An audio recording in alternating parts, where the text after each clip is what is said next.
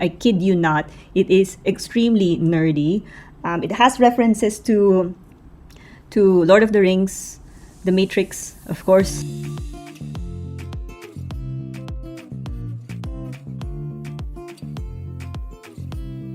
Hi everyone, this is Paul Loves to Read, and as you know, in this channel, it's all about spreading the love and joy for literature. And today, I'm going to share with you this book that I've read months ago, as in first quarter of this year. It's called Rabbits by Terry Miles. And I really love the cover, by the way. I have to admit, it was the cover that caught my eye first, and the rest is history. Let's get right into it. Okay, so this book, the way I described it is Ready Player One meets Black Mirror. So if you know both things, Ready Player One, as in the book Ready Player One, not the movie, meets Black Mirror, as in the TV series. So that kind of already gives you an idea of what the book is all about. Obviously, it's sci-fi. It's a little scary. It's a little scary. It's very niche. It's very, very niche. I don't think this book, this sci-fi, is for everyone, honestly. It's not, it's very engaging. The first part of the book would really hook you.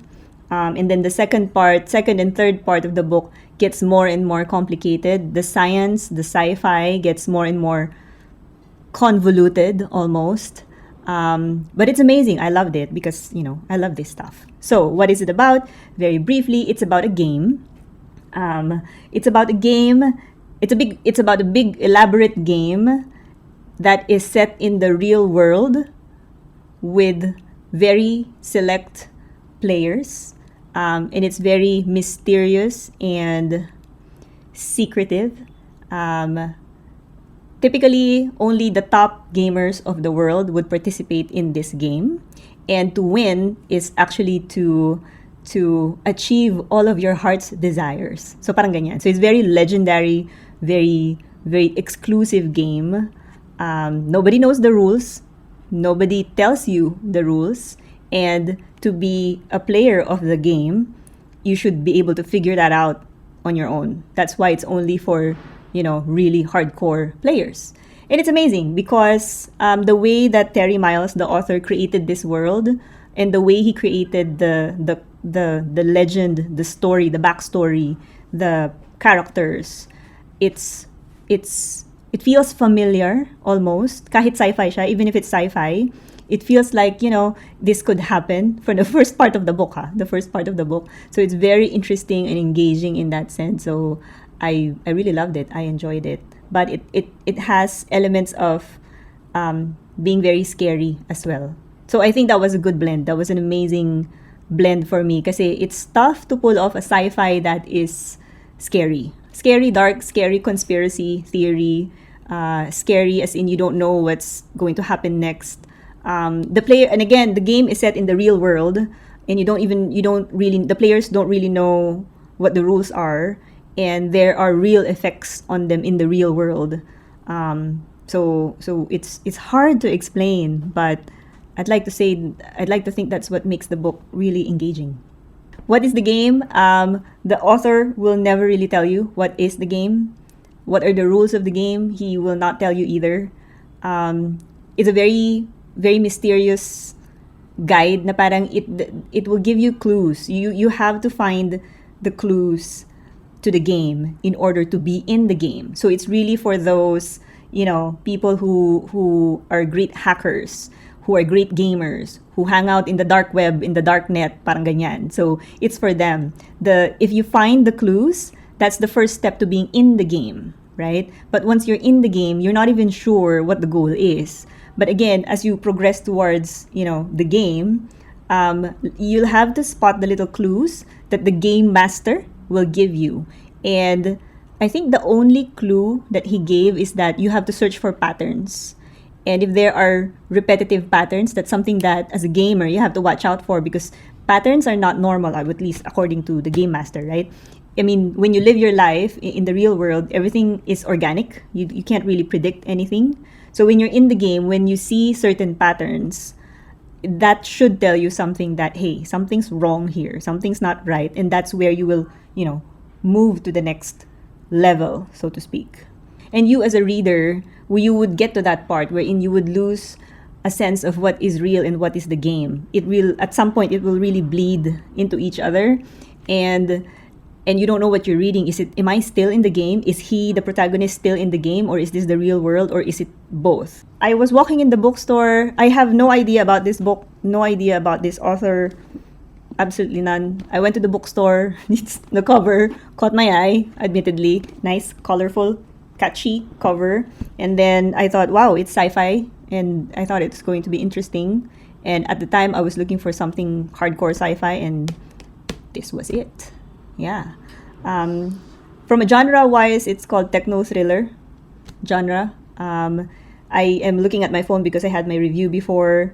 It has a lot of conspiracy.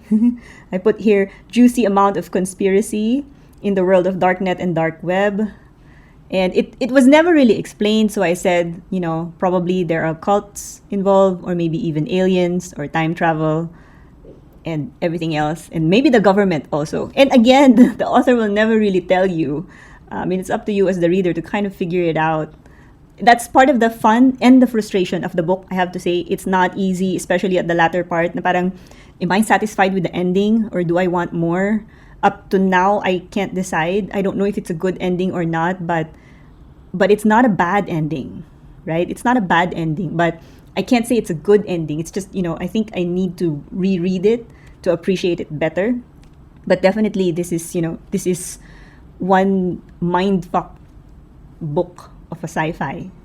I don't know about philosophical allegory or anything deeper, but it's really, but there are traces of anti-government for sure, right? There are traces of anti-government because by the nature of darknet, dark web, diba? I mean, secrets, secretive, something that you want under the radar, off the grid. By nature, you already have that sense of anti-government, anti-establishment, anti-administration, and so on. It has that feel, and the way the author links all of that together, relating to the big game, I thought was very smart, and very intriguing. And it could have been more. I feel like this is something that can be explored further in a TV series type format, wherein there are different types of characters, and it could be fun. Yeah. So just to give you a sense of how nerdy this book is, and I kid you not, it is extremely nerdy, and I loved it.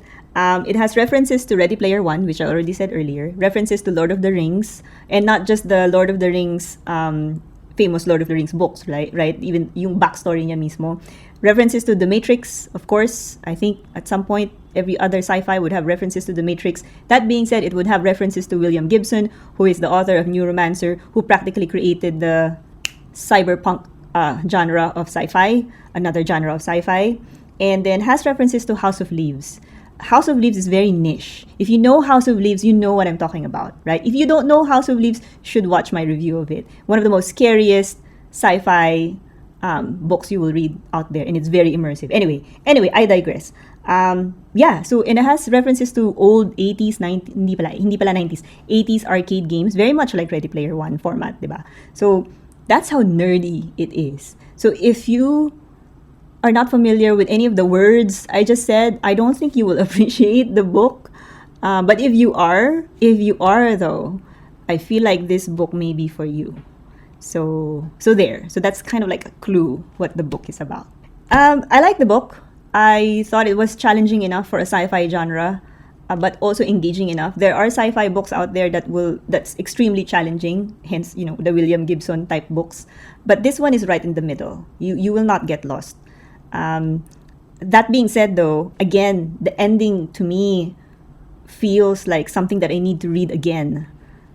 It's still for me. It has a little loose ends, but that being said, it's not a turn off, right? I'm not turned off by the book. Actually, I feel like it's something that you need to read again to fully appreciate.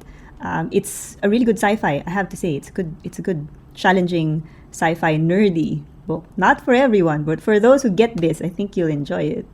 Concluded, so I guess that's it. Yeah, if you're in the mood for that, if you're in the mood for that, if you feel like or you are in in need of a nerdy book that references to past sci-fi, past science fiction with a hint of conspiracy, government conspiracy, ganyan, maybe this is for you. Give it a shot and let me know what you think. Thank you.